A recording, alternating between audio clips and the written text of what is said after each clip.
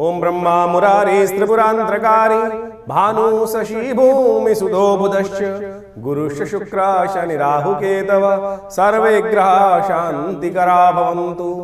मेष राशि, नमस्कार, स्वागत है आपका आचार्य वाणी में। मैं आचार्य डॉक्टर विक्रमादित्य आपके साथ हूँ। आज का विषय है मेष राशि वालों के लिए राहु का महापरिवर्तन का जो योग बनने वाला है उसका प्रभाव किस प्रकार का होगा। देखिए, आपकी राशि के अनुसार से हम बात करें, मंगल प्रधान आपकी राशि है और आपकी राशि के अनुसार से इस वक्त ग्रहों की चाल आपके लिए बहुत विचित्र रहने वाली है।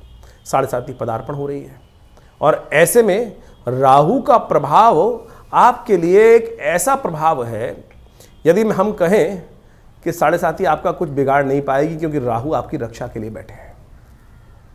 समझ लीजिए, राहु आपकी 18 महीने के लिए रक्षा कवच देने के लिए ये महापरिवर्तन लेकर आए हैं। शनि की 7:30 को शनि कान बंद कर चुपचाप बैठेगा। इतना जबरदस्त प्रभाव राहु का आपके लिए होने वाला है। ये आपके लिए सबसे इंपॉर्टेंट प्रभाव है। हम ऐसे नहीं कह रहे हैं, पाराशर का मत है, पाराशर का मत है। इसके कारण से उन ज्योतिष सिद्धांतों के अनुसार से बात करने का प्रयास करें। महत्वपूर्ण परिवर्तन का समय आपके लिए होने के तैयार है। ये राहु का परिवर्तन कब होगा, मेष राशि वालों को समझना चाहिए। ये परिवर्तन होगा राहु का 18 मई 2025 से 5 दिसंबर 2026 तक। शनि की 7:30 का पहला पद चल रहा है और शनि का पहला पद जो होता है बड़ा विशेष होता है। ये मेष राशि वालों के लिए नए दोस्त, पुराने जो काम करने वाले नहीं है चीज़ें, वो हट जाएंगी। नए परिवर्तन के योग, कोई विदेश संबंधित, कोई आपके दोस्त जो हैं जो आपको भूले बिसरे हैं, नए संबंधों को स्थापित करने का समय आपके लिए आता दिखाई दे रहा है। जो पिछला साइन गया है, अभी राहु का जो प्रभाव गया है, उसने कई कॉन्फ्लिक्ट्स उदय किए, कई उठापटक आपके जीवन में करने का प्रयास किया। जो चीज़ें नहीं हो रही थी, लाभ नहीं हो रहे थे, उनमें कार्य करने के पूर्ण योग थे, उसमें फंसाने का प्रयास किया। सारा का सारा मैटर राहु के कारण ही था। वो आमतौर पर झगड़े करा रहा था। जब राहु का ये परिवर्तन हुआ, करीब करीब अक्टूबर 2023 में परिवर्तन हुआ, आपकी राशि के अनुसार से 12वें भाव में गया। मीन राशि का हो गया था राहु। मीन राशि यानी बृहस्पति की राशि का हो गया था। बृहस्पति क्या है, देवतुल्य है। उनको सब चीज़ सही सही सीधी सी समझ में आती है, परंतु राहु जो है हर चीज़ उल्टी चलते हैं। उनको उल्टी, बृहस्पति सीधी चाल में चलने का प्रयास करते हैं, हर चीज़ को सीधी सात्विक रखने का प्रयास करते हैं, और वो हर चीज़ तामसिक रखते हैं, हर चीज़ जुगाड़ वाली करते हैं, हर चीज़ सीधी। क्यों क्या है कि वो देवतुल्य है, वो राक्षस है। बृहस्पति जो है देवतुल्य है। अब देवता का घर 12वां भाव, अध्यात्म का भाव, अब जो खास तौर पे कहा जाता है मोक्ष का भाव माना जाता है, सत्य का भाव पर माना जाता है। और वहां पर कौन पहुंच गए, राक्षस ग्रह पहुंच गए। अब उनकी तो वहां सेटलमेंट हो ही नहीं रही, तो द्वंद्व शुरू हो गया था। द्वंद्व, ये द्वंद्व जो था, हम काम करने का प्रयास कर रहे थे, शनि लाभ पहुंचाने का लाख प्रयास किया उन्होंने, स्वग्रही स्वम भाव में बैठकर 11वें भाव में लाख प्रयास करने, लेकिन राहु ने सब लीप के रख दिया। अब राहु जो है ना, वो बदल गए हैं। अब बदलने का योग बना रहे हैं। चिंता ना करो, ये राहु महत्वपूर्ण परिवर्तन का योग आपकी राशि के दृष्टिकोण से बनाने को तैयार बैठे हैं, और ये महत्वपूर्ण परिवर्तन राहु अवश्य दे सकते हैं। आपको समाज में नई पहचान देने का रास्ता खोल सकते हैं, लाभ देने का रास्ता खोल सकते हैं। एक उदाहरण उपस्थित करते हैं। राहु का प्रभाव आपके लिए ऐसा होगा कि जैसे कहा जाता है ना, आंधी आती है। जब आंधी आती है तो क्या होता है कि कोने बिचाले में कहीं कूड़ा अटका पड़ा हो, जो निकल ना पा रहा हो, उनको भी बावंडर बनाकर उड़ा के ले जाएगी। ऐसी, यानी इतनी बड़ी वैश्विक समस्या हो कि बहुत बड़ा जो समस्याओं का बवार वहां पर अंबार लगा हो, जैसे रुई के ढेर को हवा उड़ा के ले जाती है, ऐसे राहु 18 महीने तक आपके लिए सफलता, आगे बढ़ने के नए अलायंसेस, नए कॉम्बिनेशन देने के रास्ते बनाते दिखाई देंगे। विशेष तौर पर, खास तौर पर ध्यान रखने की जरूरत है।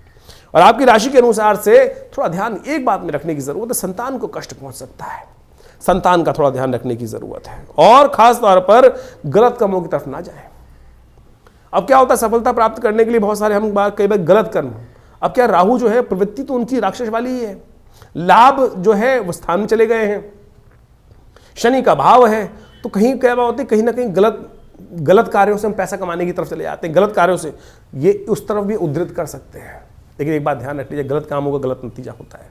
सफलता तो दे देंगे, सफलता तो दे देंगे, लेकिन भोगना यहीं पड़ेगा। इस बात को ध्यान रखने की जरूरत है, क्योंकि 7:30 चल रही है। शास्त्र कहा गया है, शनि महाराज को ध्यान रख लीजिएगा, शनि के घर में है, और शनि की 7:30 मेष राशि वालों के लिए खासतौर पर गलत कर्मों के गलत नतीजे होते हैं, गलत प्रवृत्ति के गलत ही काम होते हैं। आज तक इस संसार में लोगों को लाख देख लो आप, लगता है आपको कि आज उसने गलत काम किया और लाभ ले लिया, लेकिन भैया ध्यान रखना, इस संसार में जो भोगते हैं ना, वो गलत कर्मों को ही भोगते हैं, कष्ट पाते हैं। सुख कर्म कहीं ना कहीं बाद में जाकर आज तड़पा सकता है, लेकिन बाद में नुकसान से बचा देता है, कष्टों से निवृत्ति करने का योग बना देता है। तो इस बात का ध्यान रखने की जरूरत है। आपके लिए बहुत बढ़िया समय है, आपको खासतौर पर महत्वपूर्ण परिवर्तन का समय आने वाला है। राहु किस प्रकार के जिद्दी ग्रह है, ये आपको समझने की जरूरत है। राहु जो है ना, जिद पर अड़ने वाले हैं, और ये जिद आपको लाभ देने की जिद है राहु की। राहु ने सोच लिया था कि मुझे अमृत पान करना है, गर्दन कटवा दी अपनी। शास्त्र में कथा है इस बारे में, आपने सुनी होगी बहुत सारे लोगों ने, लेकिन उस कथा को दोबारा पुनः, अध्यात्म जो है ना, पुनः समझने की आवश्यकता है, बार बार पुनः पुनः समझने की आवश्यकता है। क्योंकि क्या होता है कि हम संसार में रहते रहते हैं, घर में झाड़ू रोज क्यों लगाते हैं? घर में झाड़ू रोज लगाते हैं ना, सफाई झाड़ू पोछा रोज करते हैं, क्यों करते हैं? बर्तन रोज साफ करते हैं, क्यों करते हैं? क्योंकि धूल जो संसार में उड़ रही होती है वो कहीं ना कहीं आके बैठ ही जाती है, उसको चमकते रहने के लिए रगड़ाई की जरूरत है। नित्य प्रति अनुसंधान, शोध, पुनः विवेचना करने की आवश्यकता है। तो हम एक कथा सुनाते हैं जो पुराण में उपस्थित है, कैसे राहु की उत्पत्ति हुई। वो कथा आपको समझाएगी कि क्या राहु है, किस प्रवृत्ति का है, और किस प्रवृत्ति को कैसे आपको लाभ में लेना है। कालगणना के अनुसार से हमारे पुराणों इत्यादियों में बहुत सारी कथाएं इंगित की गई हैं। राहु, जैसा हमने आपको बताया, एक बड़ा हठी ग्रह है। आपको इसकी पौराणिक कथा तो समझ में आती होगी, बहुत सारे लोगों को शायद ज्ञान नहीं है, उसके संबंध में समझ लीजिए कि राहु का प्रभाव हठी क्यों है। कहा जाता है संसार के अंदर विशेष तौर पर समय समय पर विभिन्न घटनाएं घटी। एक बार संसार में समस्त कहा जाता है कि देवताओं और दैत्यों ने मिलकर सोचा कि अब संसार में बहुत सारी निधि की समाप्ति हो गई है, बहुत सारे चीज़ें कम हो गई हैं, निधि समाप्त हो गई थी संसार से। महालक्ष्मी जो है वो सागर में विराजमान हो गई थी, और पूरे संसार से ऐश्वर्य, समृद्धि इत्यादि धीरे धीरे क्षय हो गई थी। तो कहा जाता है कि आवश्यकता आविष्कार की जननी है। जिस प्रकार से तो देवताओं ने और दैत्यों ने मिलकर कुछ विचार किया, क्यों ना शोध किया जाए, मंथन किया जाए। तो उन्होंने सागर मंथन करने के लिए सुंदर व्यवस्था बनाई। जब सागर मंथन किया, उसमें से विभिन्न विभिन्न रत्न, 14 रत्न जिनके बारे में कहा जाता है, वो उपस्थित हुए। महालक्ष्मी उपस्थित हुई, चंद्रमा उपस्थित हुए, ऐरावत हाथी उपस्थित हुआ, उच्च श्रवा घोड़ा उपस्थित हुआ, काल जो जहर था वो उपस्थित हुआ, और साथ साथ अमृत भी उपस्थित हुआ। अमृत यानी वो तत्व जो इस संसार में अमरता को प्रदान करते हैं। हम सब मानव हैं, और हम सब की इच्छा क्या होती है, किसी प्रकार भी संसार में मृत्यु लोक में आने के बाद जाए ना, अमृत तत्व तो किसी ना किसी प्रकार से मिल जाए। देवताओं और दैत्यों में भी यही बहस की मुद्दा बना।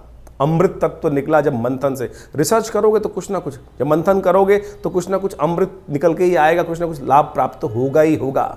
जैसे दूध को मथा जाए तो उसमें से मक्खन निकलेगा ही। हर एक की इच्छा होती है मक्खन को किसी प्रकार से उपयोग किया जाए, लेकिन जो ग्वाला होता है उसको निकाल कर बेच देता है, पैसा कमा लेता है उससे। उसी प्रकार से जब अमृत निकल कर आया तो अब देवताओं ने और दैत्यों में छीना झपटी शुरू हुई, और उस अमृत को प्राप्त करने के लिए कहा जाता है कि भगवान ने जब छुपा के बहुत दिन रखा गया, उसके बाद भी वो समाप्त नहीं हुआ द्वेष आपस में, तो भगवान नारायण उपस्थित होते हैं बीच में, और भगवान नारायण ने उपस्थित होकर सबको समझाया, देखो मैं बांटता हूँ, सबको इसको बांटने का प्रयास, सुंदर रूप से व्यवस्था बनाई, और मोहनी रूप भगवान ने धरा और कहा। भगवान अब सोचे कि बहुत सारे लोग भ्रांति उत्पन्न कर सकते हैं कि मोहिनी रूप धर के तो एक तरह से छल किया गया है। देखिए एक बात समझ लें, जो इस बात को प्रतिपादित करना चाहिए, छल नहीं था, सत्य था।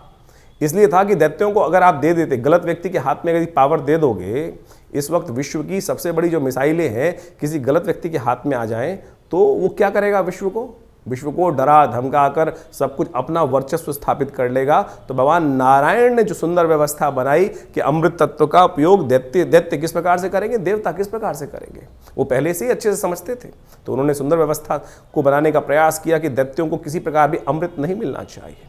उन्होंने देवताओं को और दैत्यों को अलग अलग पंक्ति में बिठाया, और कहा जाता है कि जैसे ही वो अमृत तत्व उनको पिलाते थे, और देवताओं को अमृत पिलाते चले जा रहे थे, और जब अपनी माया से वशीभूत करके दैत्यों को सुरा यानी कुछ साधारण जल जो था वो पिलाते चले जा रहे थे। सबको लग रहा था कि अमृत तत्व प्राप्त हो रहा है, लेकिन भगवान का जो स्वरूप था मोहिनी अवतार में सारे संसार को मोहित कर कर इस प्रकार की व्यवस्था बना रही थी। कहा जाता है एक राक्षस था, शास्त्र में उसकी अनेक अनेक कथाएं हैं, लेकिन हमने जितना अध्ययन किया, स्वर्ण नाम का एक राक्षस था। स्वर्ण नाम का एक राक्षस था, उसने इस छल को देख लिया। पहचान गया भगवान को कि भगवान क्या कर रहे हैं कि देवताओं को अमृत पिला रहे हैं और जो दानव हैं, दैत्य हैं, उनको अमृत की जगह कुछ और पिलाया जा रहा है और समझ में किसी को आ नहीं रहा है। तो वो चुपचाप उस पंक्ति से, दैत्यों वाली पंक्ति से निकलकर कहा जाता है कि देवताओं की पंक्ति में स्वर्ण नाम का राक्षस जो था, दैत्य था, और कहा जाता है वो उत्पन्न ऋषि कश्यप से हुआ था और सिंहिका नाम की उसकी माता थी और वो वहाँ कश्यप गोत्र है उसका, जो राहु है उसका कश्यप गोत्र माना जाता है। कहा जाता है कि वो वहाँ जाके देवताओं की पंक्ति में बैठ गया और जैसे ही वो बैठा जाकर और भगवान पिलाते पिलाते उसकी बारी आ रही थी, ये छल जो था, ये सांप जो किया इसने, जो स्वर्ण नाम के राक्षस ने देवताओं की पंक्ति में आके बैठने का, ये पहचान लिया किसने? सूर्य ने और चंद्रमा ने। सूर्य और चंद्रमा ने ये सूचना देवराज इंद्र को दी और देवराज इंद्र ने ये सूचना जैसे ही भगवान को दी कि भगवान आप जिसको अमृत पिलाने जा रहे हैं वो देवता नहीं, राक्षस है, दानव है, स्वर्ण नाम का राक्षस है। तो भगवान ने जैसे ही पान करवा रहे थे भगवान उस देवता स्वरूप में बैठे हुए उस राक्षस को, स्वर्ण को, तो उसने जैसे ही पान किया तो भगवान ने जैसे ही उसको मुंह में जा चुका था उसके अमृत जो था, भगवान ने चक्रधारी भगवान ने चक्र चलाकर उसकी गर्दन काट दी। जो मुख था वो राहु बन गया और जो अधोभाग था वो केतु के रूप में उपस्थित हो गया। तो समझे ये स्वभाव कैसा है। अब यहां राहु की उत्पत्ति हो जाती, ये है राहु। राहु की हठता थी, अमृत का पान कर चुका था तो इसलिए अमर हो गया। हमेशा बहुत सारे लोग राहु को मानते नहीं है कि ग्रह है। अरे भाई, वो वास्तविक छाया नहीं, वास्तविक सत्य है, हठी है। आपकी राशि में जिस प्रकार का प्रभाव उत्पन्न करेगा आपको समझना चाहिए। ये पुरानी कथाओं को आदि भौतिक आदि दैविक रूप से यदि आप उसको सत्य को समझ लें तो जीवन में उस वास्तविकता को क्या प्रभाव उसका होगा, यहीं से प्रभाव निकल कर आएगा। वो राहु का जो प्रभाव है छल रूप से करके, यानी क्या छला उसने? अपने उस मंतव्य को पूर्ण करने के लिए उस राक्षस योनि से हटकर देवताओं की पंक्ति में जाकर बैठ गया और भगवान तक को, सोचें कितनी बड़ी सुंदर ये कथा क्या समझा रही है कि भगवान तक को, यहां भगवान ने नहीं छला, यहां भगवान तक को छलने के लिए राहु उपस्थित हो गया। तो राहु इस प्रकार का ग्रह है कि जो आपको किसी भी धर्मात्मा व्यक्ति को छल सकता है अपनी हठता को पूर्ण करने के लिए। तो इस भाव को समझें कि राहु क्या प्रभाव आपके जीवन में उत्पन्न कर रहा है। ये हमने जो राहु का ग्रह का प्रभाव आपको बताया ना कि आपकी राशि के अनुसार से आपकी जन्मपत्री में किस भाव में कहां बैठकर किस प्रकार का प्रभाव उत्पन्न करेगा, क्या कराएगा आपके लिए। तो सत्य रूप में इस कथा को हमने इसलिए उपस्थित किया है कि वो आप समझ सकें राहु का प्रभाव नेगेटिव भी होता है, पॉजिटिव भी होता है। हर व्यक्ति के अनुसार से ऐसा नहीं है कि नेगेटिव ही होगा। तो आपकी राशि के अनुसार से जो प्रभाव हमने समझाया है उसके लिए आपको सही रूप से कुछ उपायों की आवश्यकता है। मेष राशि के अनुसार से आप लोगों को विस्तृत समझने की आवश्यकता है कि राहु का प्रभाव किस प्रकार का है। ये राहु को हमने अभी प्रभाव समझाया आपको हमारे इस वीडियो के माध्यम से, आपने भी समझा कि संवाद के माध्यम से कि राहु का प्रभाव किस प्रकार का होने वाला है। ओवरऑल लाभ का ही प्रभाव है, बिल्कुल अच्छा है, बहुत महत्वपूर्ण परिवर्तन के लिए तरफ राहु महापरिवर्तन के साथ योग बनाने वाले हैं मेष राशि वालों के लिए। लेकिन हमने आपको यह भी समझाया कि यह प्रवृत्ति अगर नेगेटिव हो गई तो कष्ट में फंसा सकती है। राहु को शक्ति की आवश्यकता है। राहु को शक्ति थोड़े देने का प्रयास कीजिए। एक काम करें, एक तो राहु का मंत्र ओम भ्रांग भ्रीं भ्रौं स राहवे नमः। आपने जूते पहने हुए कुछ भी, कोई दिक्कत नहीं है। शाम का समय, राहु का समय होता है शाम का। राहु का दिन का समय नहीं होता। हर Sunday, Monday, Tuesday, Wednesday, Thursday, Friday, Saturday, इस प्रकार से हर दिन के, हर ग्रह के दिन है, लेकिन राहु का कोई दिन नहीं है। राहु का समय जो है वो बहुत सारे लोग राहु काल को राहु का समय जोड़ देते हैं। वो मुहूर्त के अनुसार से, वो तो हर रोज परिवर्तन की तरफ जाता है। राहु का समय है सूर्यास्त के बाद, अंधेरा होने से पहले। तो उस समय में कोशिश करें राहु के मंत्र का जप करने, ओम भ्रांग भ्रीं भ्रौं स राहवे नमः, या हो सके तो ओम नमः शिवाय का स्तवन करने। राहु का सबसे श्रेष्ठ उपाय जो हो सकता है शिव की आराधना ही हो सकता है, क्योंकि वो प्रदोष काल, जब राहु का जो समय है वो प्रदोष काल ही है और समस्त दोषों से रहित होकर ऐसे में यदि शिव का ध्यान कर लिया जाए तो उससे बढ़िया कोई उपाय हो नहीं सकता है।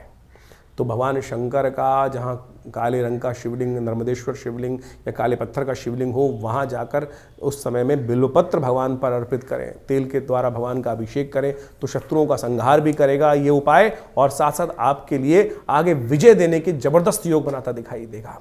ऐसे में आपको एक उपाय हम बता रहे हैं, वो अवश्य करने का प्रयास कीजिएगा। कभी कभी शाम के समय, रविवार के दिन शाम को एक उपाय कर लिया कीजिए। आपको रांग सिक्का मिल जाएगा, लेड जिसको बोला जाता है सिक्का। उस सिक्के को लेकर, जब पुराने ज़माने में पाइप को जोड़ने का काम आता था, थोड़ा सा सिक्का या कोयला लेकर शाम के समय चलते पानी में उसको प्रवाहित कर दिया करें। या कभी एक काम करें, पूजा वाले नारियल मिल जाएंगे। पूजा वाले नारियलों को अपने सिर पर से वार कर जब चलते पानी में उसको प्रवाहित कर दिया करें। और एक काम और करें, ब्राह्मणों की सेवा करने का प्रयास करें, गुरुजन का आशीर्वाद लेने का प्रयास करें। आपकी राशि के दृष्टिकोण से सबसे श्रेष्ठ उपाय है इस समय जितना ज्ञानी जनों को साथ लेने का प्रयास करेंगे, ज्ञान के अनुसार से कार्य करने का, गुरुजन का सेवा करने का प्रयास करें। गुरुजन का मतलब केवल ब्राह्मण, तो ब्राह्मण यानी ब्रह्म को जानने वाला, सत्य को जानने वाला जो गुरुजन है उनकी सेवा करने का प्रयास करें, सेवा भाव से करने का प्रयास करें, यानी उनसे ज्ञान लेने का प्रयास करें। ये सबसे जरूरी उपाय है। इसके अलावा शास्त्रों उपाय अलग अलग बताए गए हैं, तो उनके द्वारा आप बहुत अच्छे से लाभ ले सकते हैं। ये सब समय आपके लिए बहुत जबरदस्त शुरू हो रहा है। राहु का महापरिवर्तन हमें दिखाई देता है, आपके लिए बड़ा कल्याणकारी रहेगा। राहु ग्रह को ठीक करने के लिए शास्त्र में अनेक अनेक उपाय बताए गए हैं। राहु ब्रह्मकारक ग्रह है, राहु वास्तव में मिथ्यात्मक ग्रह है, राहु बड़ा महत्वाकांक्षी है, और इन सब का प्रभाव राहु पर जब पड़ता है तो उसके लिए ठीक करने के लिए देखिए, सकल पदार्थ हैं जग माही, कर्महीन पुरुष पावत नाहीं। ये तुलसी बाबा ने बहुत सोच समझ के एक बात लाइन लिखी है। और उन सब उपायों को किस प्रकार से ठीक रूप से किया जाए, अब आपकी राशि के अनुसार से आपने राहु का पूरा प्रभाव समझा, कुछ विशेष उपाय भी किए, लेकिन कुछ जनरल उपाय भी हैं शास्त्र के अनुसार से। कुछ जनरल उपाय इतने बढ़िया रूप से हैं कि यदि राहु ग्रह के दुष्प्रभाव को ठीक करने के लिए, अब क्या है कि जैसे दवाइयाँ होती है, वो एक ही दवाई तो है नहीं कि एक ही दवाई को खाएंगे ठीक कर लेंगे। अब हर भ्रांति के व्यक्ति को ठीक करने के लिए 5 उंगलियां बराबर नहीं है, अरबों लोग हैं, और अरबों लोगों के हिसाब से अनेक अनेक उपाय। किसकी भ्रांति, किसी की दीक्षा, किसी का मंत्र में इच्छा ना हो तो राहु का उपाय कैसे करेगा, किसी की किसी और चीज में इच्छा ना हो तो वो कैसे राहु का उपाय ठीक करेगा। तो हम अनेक उपाय आपके समक्ष उपस्थित कर रहे हैं। देखिए, वैसे तो सबसे श्रेष्ठ जो है वो जो उपाय है राहु के, वो तो मंत्र, दान और साथ में औषधि विज्ञान के अनुसार से जो उपाय बनते हैं वही बनाने चाहिए। 3 तरह के उपाय शास्त्र में सुंदर रूप से प्रमाणित जो बताए गए हैं, 3 कैटेगरी के उपाय, वो है सबसे पहला मंत्र, फिर दान, और उसके बाद औषधि। प्रकृति से जो औषधि उत्पन्न होती हैं वो सब राहु के नेगेटिव प्रभाव को ठीक करने के लिए बहुत अद्भुत कार्य करती हैं। उन सबको सही समय पर सही रूप से कर लिया जाए तो बहुत अच्छे से लाभ मिलता है। सबसे पहले तो ये समझने का प्रयास करना चाहिए कि राहु हमारी कुंडली में नेगेटिव प्रभाव कर रहा है या हमारी कुंडली में पॉजिटिव प्रभाव कर रहा है। एक बात सीधी तरह से हम आपको सिद्धांतिक तौर पर समझा देते हैं। राहु का संबंध बिल्लियों के साथ होता है।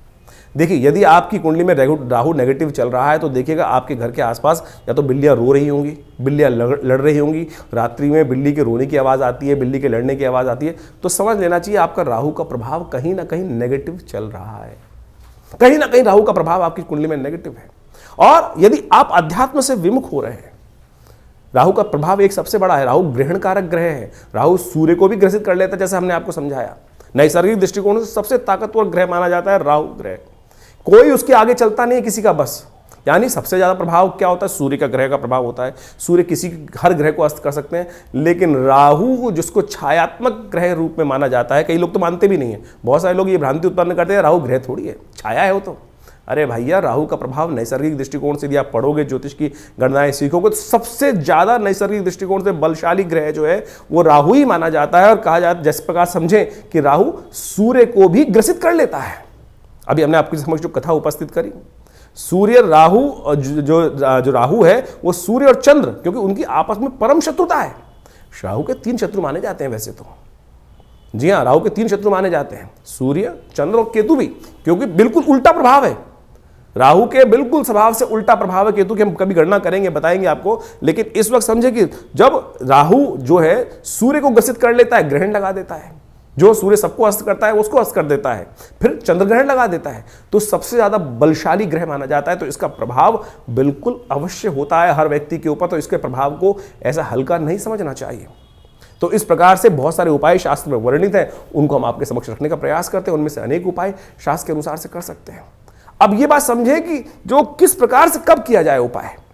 देखिए, हर ग्रह का समय है, हर ग्रह की एक दिन माना जाता है। जैसे सूर्य का सूर्यवार संडे है, सूर्य रविवार उसको बोला जाता है, चंद्रमा का सोमवार है, मंगल का मंगलवार है। इसी प्रकार से अब राहु और केतु का कोई ग्रह तो है नहीं, कोई समय तो है, कोई दिन तो है नहीं। लेकिन राहु का जो समय है वो है प्रदोष काल, सायंकाल जो प्रदोष काल है। सूर्य अस्त जब हो जाते हैं, अंधेरा नहीं होता है, जो वो करीब करीब 2 घड़ी का आसपास का समय, 45 मिनट के आसपास का समय, वो राहु का वास्तविक समय माना जाता है, जिसको पक्की शाम बोला जाता है। तो ऐसा समय जो है वही प्रदोष काल है। इसलिए संबंध किससे निकला? शिव के साथ संबंध निकला। प्रदोष काल जो है सबसे श्रेष्ठ माना जाता है शिव के लिए, समस्त दोषों से रहित काल माना जाता है। और ऐसे में शिव के की आराधना, समस्त प्रकार के दोष जो है ना, ग्रहों के प्रभाव जो है वो त्रिपुरारी हर सकते हैं। तुलसी बाबा ने कहा है ना कि जो त्रिपुरारी हैं वही हमारे जो जीवन को शुभ कर सकते हैं, समस्त दोषों को हर सकते हैं। त्रिपुरारी भगवान शंकर जो हैं वही समस्त दोषों को हर सकते हैं। तो भगवान शंकर की समस्त प्रकार की आराधनाएं जो हैं वो राहु के नेगेटिव प्रभाव को दूर करती हैं। तो शाम के समय भगवान शिव का सुंदर रूप से अभिषेक करना, दूध से करना, जल से करना, घी से करना, शहद से करना, ओम नमः शिवाय का जप करना, बेलपत्र अर्पित करना, रुद्राभिषेक करना। उपयुक्त ब्राह्मणों के द्वारा जब राहु का नेगेटिव प्रभाव चल रहा हो तो क्या कर लें? सबसे पहले रुद्राभिषेक कर लें भगवान का। ये बड़े सुंदर रूप से कार्य कर सकता है। और साथ साथ क्या करें? ओम ओम भ्रांग भ्रींग भ्रौंग, जैसा हमने आपको बताया अभी कुछ देर पहले, ओम भ्रांग भ्रींग भ्रौंग से राहवे नमः, ये राहु का बहुत अच्छा मंत्र है, इसका जप कर लिया कीजिए। एक और राहु का उपाय प्रभाव बताएं। राहु का मंत्र जप जो करें रुद्राक्ष की माला से कर सकते हैं, वो कोई दिक्कत नहीं है, लेकिन बड़े शुद्ध रूप से करें। बड़ा सीधा साधा मंत्र है, ओम भ्रांग भ्रींग भ्रौंग से राहवे नमः। एक काम और कर सकते हैं, जो पूजा वाले नारियल होते हैं ना, जब राहु का नेगेटिव प्रभाव किसी प्रकार भी ठीक ना हो रहा हो तो एक काले कपड़े में शनिवार के दिन रात्रि के समय शाम को जब सोए तो अपने सिराने 4 पूजा वाले नारियल काले कपड़े में लपेट के रख लें और सुबह किसी चलते पानी में उसको प्रवाहित कर दिया करें। ये राहु का बहुत अच्छा नेगेटिव प्रभाव को दूर करने के लिए अद्भुत उपाय है। और साथ साथ एक उपाय और हम बताने का प्रयास करें। मां दुर्गा की सुंदर आराधना भी राहु के नेगेटिव प्रभाव को ठीक करती है। एक बात और समझ लें, किसी प्रकार का तामसिक आहार, किसी प्रकार का गलत भावों में जाना, ये राहु के नेगेटिव प्रभाव को और बढ़ा देगा। राहु किसका प्रतीक है? अभी हमने आपको कथा समझाई, राहु जिद का प्रतीक है। अभी आपके मनोभाव में यदि जिद आ रही है तो यानी वो समझ लीजिए राहु नेगेटिव प्रभाव उत्पन्न कर रहा है। इतना हटी कि जाकर भगवान के उस छल को पहचानने के बाद उस भी अपनी हटता पे अड़ा रहा। देखिए सामने किससे लड़ने जा रहा था? एक साधारण राक्षस भगवान नारायण से लड़ने के लिए उपस्थित हो गया और उनके विमुख जाकर यानी अपनी हटता, अपने मंतव्य को पूर्ण करने के लिए इतना हटी राहु ग्रह है कि जाकर वहां बैठ जाता है। उसको पता था मेरा क्षय होना निश्चित है, लेकिन फिर भी दाव खेल जाता है। तो ऐसा हटी राहु ग्रह है, उसको ठीक करने के लिए गोमेद रत्न बड़ा अच्छा है। 8 रत्ती का गोमेद आप धारण कर सकते हैं, लेकिन शुद्ध रूप से मिल जाए। तो आज की तारीख में तो रत्नों का ऐसा हिसाब किताब हो गया है कि वो लैब में बनाकर लोग बेच देते हैं, फिर वो कल्चर्ड है तो क्या उत्पन्न करेंगे। इसके साथ साथ आप राहु का जो प्रभाव है वो भी उसको ठीक करने के लिए कार्य कर सकते हैं। आप एक काम कर सकते हैं, कोयला लेकर यदि शाम के समय चलते पानी में उसको प्रवाहित कर दीजिए। कभी कभी ये उपाय कर लिया कीजिए। मूली का दान करना भी राहु के लिए बड़ा अच्छा उपाय माना जाता है। एक उपाय और बताएं आपको हम, बड़ा सुंदर उपाय है। देखिए राहु जो प्रभाव है ना, वो भ्रम का प्रभाव है। भ्रम छाया कारक ग्रह है। राहु के उपाय को, राहु के नेगेटिव प्रभाव को ठीक करने के लिए काम कर सकते हैं आप नित्य प्रति। देखिए हमने जैसे कहा कि औषधि जो विज्ञान है वो बड़ा सुंदर है। अपने घर में गूगल की धूम्र उपस्थित किया करें।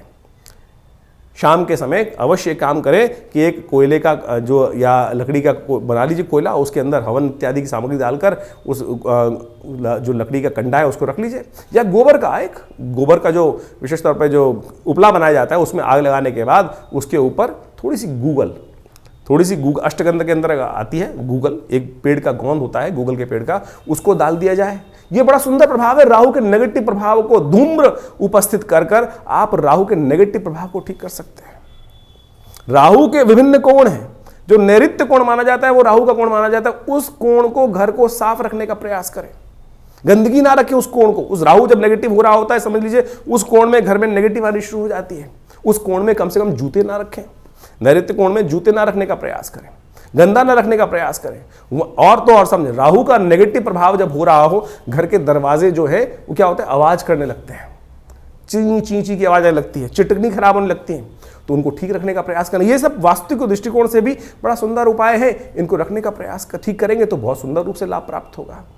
जो आपके घर में राहु क्या है, एक नेगेटिव ग्रह है और धूम्रात्मक ग्रह है। कोशिश ये करें आपके घर में गंदगी नहीं होनी चाहिए। जैसे आपके नहाने की जगह, स्नान करने की जगह है, वहाँ बहुत सारी, कई बार क्या होता है काई लगी है, कुछ लगी है, घर में बहुत सारी सीलन आई हुई है, तो समझ लीजिए राहु का नेगेटिव प्रभाव आपके जीवन में चल रहा है। उसको तुरंत ठीक करने का प्रयास करें। फटी हुई चप्पल पहन रखी है, ये राहु का नेगेटिव प्रभाव है। और अब क्या होता है कि व्यक्ति चलाए चले जाते, दरिद्रता को पाल के रखते हैं। तो ऐसे में उनको ठीक करने का आपको प्रयास कर लेना चाहिए। यदि इन सब चीज़ों को हमने जो उपाय बताए उनको आप कर लें। राहु का यंत्र अपने आप में बहुत ज़बरदस्त चीज़ है। राहु के मंत्र से करीब करीब 18,000 मंत्र को जप करके ओम भ्रांग भ्रीं भ्रौंग से राहवे नमः, इस मंत्र से सिद्ध करा हुआ राहु का यंत्र आप स्थापित कर सकते हैं। ये 1.5 साल तक बिल्कुल रूप घर में रखें। उसका नेगेटिव प्रभाव यदि सही रूप से जप हुआ है। बहुत सारे लोग तो जप ही नहीं करते हैं, केवल लिया और आज की तारीख में बाजार में जितने मिल रहे हैं राहु के यंत्र के रूप में उपस्थित किया गया, वो केवल आकृति नहीं है। उसको जो जैसे आप मान के चले मूर्ति प्रतिष्ठा की जाती है मंदिर के अंदर, तो मूर्ति को प्रतिष्ठा करने के लिए एक पूरा विज्ञान है, उसके अनुसार से पूजा पाठ कर 10-12 दिन तक उसकी व्यवस्था की जाती है, तब प्रतिष्ठित होती है। उसी प्रकार से यंत्र भी प्रतिष्ठा करने की सुंदर व्यवस्था बनाई गई है शास्त्रों के अनुसार से, तब तो वो जागृत हुआ, नहीं तो केवल वो आकृति है, नहीं तो केवल वो कागज का टुकड़ा है या जिस पे भी बना हुआ है उसका टुकड़ा है। यदि सिद्ध राहु के यंत्र को स्थापित कर आप चांदी के पत्रे पर लगा रहे अपने घर के द्वार पर लगवा दें, तो राहु के नेगेटिव प्रभाव को ठीक करने के लिए बहुत सुंदर रूप से कष्ट का निवारण करने का योग बन जाता है। तो ये छोटे छोटे उपाय हम आपको बताने का प्रयास कर रहे हैं। एक काम और कर सकते हैं आप, तांबे के लोटे में जल रखकर रात्रि में रखिए और सुबह सुबह उसको किसी कटीले वृक्ष में डाल दिया करें। ये राहु के नेगेटिव प्रभाव को दूर करने के लिए सबसे अच्छा उपाय माना जाता है। वट वृक्ष का संबंध राहु के साथ भी माना जाता है। वृक्षारोपण, किसी देवस्थल पर जाकर आपके द्वारा कोई वट वृक्ष लगाएं और घर के नैऋत्य कोण की तरफ लगाने का प्रयास करें। घर के नैऋत्य कोण की तरफ यदि आप कोई ऐसा बड़ा विशाल वृक्ष लगाकर दूर, घर से दूर, पार्क इत्यादि में नैऋत्य कोण की तरफ चलते हुए लगाएं और उसको नित्य प्रति पोषित करें, तो ये राहु के नेगेटिव प्रभाव को ठीक करने के लिए बहुत अच्छा उपाय कर सकता है। सीधे साधे उपाय जो हमने आपके समक्ष उपस्थित किए हैं, ये करेंगे तो बहुत अच्छा रहेगा। सबसे बढ़िया श्रेष्ठ उपाय भगवान शिव की आराधना, तिलोदक, तिल के जल से तिल मिलाकर उसके द्वारा भगवान का सुंदर अभिषेक, भस्म के द्वारा भगवान का अभिषेक करना, ये समस्त चीज़ों से राहु का नेगेटिव प्रभाव, देखिए इतने उपाय हमने आपको बताए, इनको समझ लीजिए, करेंगे तो बहुत सुंदर रूप से आपके नेगेटिव प्रभाव को ठीक करने के लिए राहु अद्भुत रूप से आपकी सहायता ही करेंगे, लाभ ही देंगे। तो ये आपने राहु का जो प्रभाव है आपकी राशि के अनुसार से समझा, लेकिन जन्मपत्री तो है, पूरे बहुत सारे ग्रहों का योगा योग का प्रभाव है, वो उसको समझना चाहिए। लेकिन एक स्पेसिफिकली ग्रह भी परिवर्तन कर जीवन में वारे न्यारे कर सकता है, इस बात को हमको समझना चाहिए। जन्मपत्री जो है बहुत ही वृहद वर्णन है ज्योतिष का, और उनमें अनेक योग आपकी जन्मपत्री में बने होते हैं, और जिनको विभिन्न शास्त्रों में पाराशर, जैमिन इत्यादि विभिन्न ऋषियों ने, विभिन्न संतों ने समय समय पर ज्योतिष के जो प्रकांड पंडित थे उन्होंने उपस्थित किया है। और उन सब ग्रहों की स्थिति को समझकर, यदि उन ग्रहों की स्थिति को समझें और उनका प्रभाव समझें और उसका प्रभाव हमारे पर किस प्रकार का होने वाला है, हम जिस वक्त जन्म लिए हैं, हमारे जन्मपत्री में जो ग्रहों का प्रभाव है वो किस प्रकार का है, यदि उसको सही समय पर समझ लिया जाए तो आने वाले समय को सही से समझकर जीवन के बहुत सारे कष्टों को दूर कर सकते हैं। कई बार क्या होता है कि जब भाग्य में बहुत कुछ कष्ट लिखा होता है तो हम सही जगह पहुंच नहीं पाते हैं। इसलिए भाग्य को, ज्योतिष विज्ञान जो है, ज्योतिष को विज्ञान कहा जाता है, ज्योतिष को शास्त्रों में जो विज्ञान की बात की गई है, देखिए सोचें कि आज नासा की जो गणनाएं हैं वही हमारे ज्योतिष शास्त्र की गणनाओं को बिल्कुल मैच करती हैं। चाहे वो ग्रहण का प्रभाव हो, चाहे वो ग्रहों की दूरी हो, चाहे वो ग्रहों की गति हो, चाहे वो ग्रहों का जिस प्रकार से अस्त होना, दिखाई देना, किस प्रकार का योगा योग बनना है, कब, आज नहीं 100 साल बाद का भी गणना ज्योतिष शास्त्र के अनुसार से बताई जा सकती है, और वो बिल्कुल एग्जैक्टली मॉडर्न एस्ट्रोनॉमी के पॉइंट ऑफ व्यू से बिल्कुल एग्जैक्ट बैठती हैं। तो आप इस बात को सत्य रूप में समझ लें कि ज्योतिष के प्रकांड पंडित जिन्होंने इस संपूर्ण ज्योतिष विज्ञान की संरचना अनादिकाल से करी, अनादिकाल से, कोई इसको गणना की जाए कि 100 साल, 500 साल पहले, 1000 साल पहले या 2000 साल पहले, नहीं, अनादिकाल से भारत के अंदर वेद विज्ञान के अनुसार से जो सृष्टि संवत लिखा गया वो करोड़ों में है, और उसके अनुसार समझ सकते हैं कि हमारी काल गणना बिल्कुल एग्जैक्ट कहाँ से रही। हम विकसित थे, विकसितता की तरफ चलते चले जा रहे हैं, और ज्योतिष की महत्ता इसी बात से प्रपूरित हो जाती है कि ज्योतिष की जो गणनाएं हैं वो बिल्कुल आज मॉडर्न साइंस के अनुसार से एग्जैक्ट बैठती हैं। तो इस बात को हमें ज्योतिष विज्ञान को समझना चाहिए और ग्रहों की गणना के अनुसार से चीज़ों को समझते हुए कार्य कर लेते हैं। बहुत सारे लोग विडंबनाएं मन में उत्पन्न कर सकते हैं कि सब बकवास है, कुछ नहीं है, क्या नहीं है। ऐसे तो मॉडर्न जो हेल्थ पॉइंट ऑफ व्यू से जो मॉडर्न विज्ञान है उसके अनुसार भी बहुत सारी चीज़ जंजाल बन जाती हैं, और लेकिन जब भाग्य होता है तो सही दिशा, सही डॉक्टर पे व्यक्ति पहुंच जाता है और उसके द्वारा बताए गए निदान को प्राप्त कर आरोग्यता प्राप्त कर लेता है। वही ज्योतिष विज्ञान है कि सही समय पर हमें सही समय की चाल समझ में आ जाए और उसका प्रभाव हमारे जीवन पे किस प्रकार का प्रभाव होने वाला है वो समझ में आ जाए, तो हम जीवन के वारे कष्टों को दूर कर सकते हैं, वारे न्यारे कर सकते हैं। तो इसलिए अपनी ज्वरम पत्री को समय समय पर दिखाते रहना चाहिए। ये जो हम लगातार संवाद आपके समक्ष अपने चैनल के माध्यम से उपस्थित करते रहते हैं, बताते रहते हैं ग्रह गणनाओं के बारे में। अब देखिए यहाँ पर तो राशि के अनुसार ही बताना पड़ेगा, यहाँ तो ग्रहों की चाल के अनुसार ही बताना पड़ेगा। क्यों? क्योंकि अरबों लोग हैं संसार के अंदर, हर एक का भाग्य अलग है। बिल्कुल जो आपके मन में प्रश्न उठ रहा है कि हम जो ज्योतिष की राशि के अनुसार से बात करते हैं तो 12 राशियों में पूरे संसार को नहीं बांट सकते, बिल्कुल सही बात है कि उसको, लेकिन आउटर पेरिफेरियल तो सेट कर सकते हैं। क्या योगायोग है, उस योग के अनुसार से समझ तो आ सकती हैं चीजें, लेकिन आपकी जन्मपत्री में किस प्रकार का योग कैसा बनने वाला है, कब बनने वाला है, उसको क्या निदान किया जाए, उसके लिए आवश्यकता है कि जो पर्सनल जो कंसल्टेशंस होती हैं, जन्मपत्री में विचार विमर्श किया जाए, वो समय समय पर परिवर्तन होता रहता है। और उसके लिए आप समझें, जानें, और उसके लिए पर्सनली आप आश्रम पे आ भी सकते हैं, संपर्क साध सकते हैं। यह आश्रम जमुनापार दिल्ली में स्थित है, विवेकानंद योगाश्रम, और यहाँ पिछले करीब 60-70 सालों से विभिन्न पराविद्याओं पर शोध चलता है। आचार्य श्री केशव देव जी महाराज के सानिध्य में रहकर हमको ये सुख प्राप्त हुआ कि जिसके द्वारा हमने इस ज्योतिष विज्ञान को उनसे बाल्यकाल से ही सीखा, समझा और उन विवेचनाओं को उपस्थित किया, बहुत सारे शोध किए, बहुत सारे मंत्रों का उपचार किया, बहुत सारे यज्ञ इत्यादि आज भी उसी रूप में चलते हैं। नित्य प्रति 8 घंटे यज्ञ चलता है विवेकानंद योगाश्रम में, जो आचार्य श्री केशव देव जी महाराज के द्वारा स्थापित किया गया। आप भी उस यज्ञ में समय समय पर जो कार्यक्रम होते हैं उसमें आके स्थित हो सकते हैं। विभिन्न ग्रहों के उपचार किए जा सकते हैं, विभिन्न ग्रहों की जो समस्याएं हैं उनके निदान जो है ना वो अनेक रूप से बताए गए हैं। सबसे बढ़िया मंत्र जप, यज्ञ, यंत्र, दान इत्यादि बताए गए हैं। औषधि के अनुसार से बहुत सारे उपाय बताए गए हैं, उन सबको हम समय समय पर आपके समक्ष उपस्थित करते रहते हैं। तो आप इस संस्थान पर आकर माँ भगवती का सुंदर श्री विग्रह जो विराजमान है उनके भी दर्शन कर सकते हैं। और उन्हीं का प्रभाव है कि जो आज इस तपस्थली पर नित्य प्रति 8 घंटे यज्ञ चलता है, भगवान की कृपा से समस्त रूप से बहुत बड़ी गौशाला है और वहाँ पर भी गौ सेवा इत्यादि के कार्य किए जाते हैं। औषधालय है जो योग, प्राकृतिक चिकित्सा, आयुर्वेद, फिजियोथेरेपी, एलोपैथिक को इंटीग्रेट करके हम बहुत सारे रोगों का निदान करते हैं। भारत सरकार के पैनल पर हैं। भारत के जो एक्रेडिटेशन अथॉरिटी है NABH, उससे एक्रेडिटेड हॉस्पिटल है, यानी मॉडर्न फैसिलिटी के साथ साथ इस संस्थान को बनाया गया है। आप इन समस्त चीज़ों का लाभ लेते हुए आप इस संस्थान से जुड़ें। धन्यवाद।